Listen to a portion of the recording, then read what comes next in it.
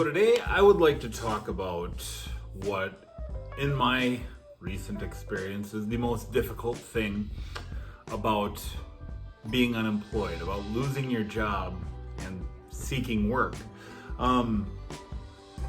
3 weeks ago I lost my job, got fired, let go, terminated, however you want to put it. And so I've had a lot of anxiety and stress about it, as anybody would. I'm not one of these people, even though I qualify for unemployment and I receive the unemployment. It's not enough to make up for what I've lost. And furthermore, I've had the feeling that the longer I am unemployed, the longer I'm going to remain unemployed. So there's a lot of stress about those things that you really need to learn to emotionally deal with those things, or else those emotions are going to completely control you. I had a conversation with my friend Star Path Academy. If you haven't seen that video, I'll put a link down below. After the recorded aspect, and this was before I got terminated, we were talking about fear and the economy and things like that. But what he said to me relates very much here, that fear only lives in the past and it only lives in the future. Fear does not live in the present. And so it's true, you have to be in the present and you have to be active. But here is what, in my opinion and in my experience, has been the most difficult thing about being unemployed. And that is that people who are hiring are not in a hurry.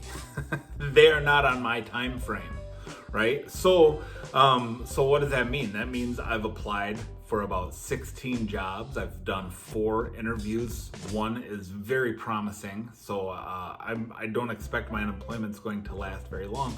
But now it's a holiday weekend.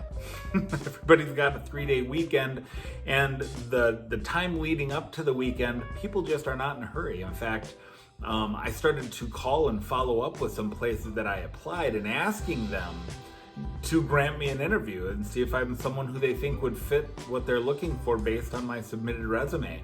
And one of the recruiters told me, listen, we're just really busy right now. We have shows and conferences going on, and now we have the short holiday week. So it might be a week or 2 before we're able to call and schedule something for you. So the people who are hiring do not have the urgency that I have right now, even though everybody's looking for work. Everyone, I should say, is looking for employees. So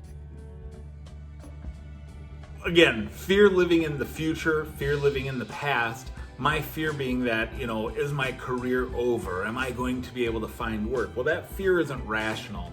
Because again, although I urgently, sometimes I feel desperately want to find a job, while people are looking to hire, people are going to hire on their time frame, not mine. In fact, when I was a hiring manager for a landscape company, the owner of that company told me to hire slow and fire fast. And that's something that has always stuck with me. And I think that that's something that a lot of people hold to. So here's what I've been doing. And here is, if you've lost a job and you're looking, something that you need to be doing is 1, updating and personalizing your resume for every application, okay? Every company that I'm applying for, I'm making my resume relevant to the things that they are looking for. I don't have a general resume that I just copy and paste into application forms or just automatically upload. Every job that I feel like I'm qualified for, I try to personalize my resume, and sometimes it's just in the summaries category. For example, here's something that I did. I applied for a sales position at a building materials supply company, okay? So I don't have any construction related experience on my resume because for other jobs it's not relevant. But for this job, the 4 years that I worked construction in the 90s, yeah, 20 plus years ago, right? It's still relevant. It shows that I know how to swing a hammer, I know how to read a tape measure, I know how to use a plumb bob and a speed square and things like that. I want that employer to know that. So I added a whole new section to my resume for that application. So my resume is uploaded, or I should say it's updated daily based on the companies that I'm applying to. Well, the other thing that I'm doing is I am doing things to educate myself further to make myself qualified for other positions. So for example, right now I'm working on getting myself licensed for insurance. I'm studying for property, casualty, health and life insurance. And I'm going to get licensed in the state of Wisconsin hopefully within the next 2 to 3 weeks. Even if I get a job before then, right? So why? Because I want to be qualified for more. I want to open myself to another industry. And when I'm done with that one, I'm probably going to get my real estate license as well.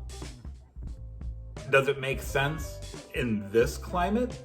Not necessarily. You know, there's a shortage of inventory and there is a lot of demand and there are tons of real estate agents. So this isn't something that's necessarily going to benefit me, but when people are hiring and I can put under my education, because I have no college education. I quit college before I finished my first semester after I got out of the Army. So I can't put that on my resume.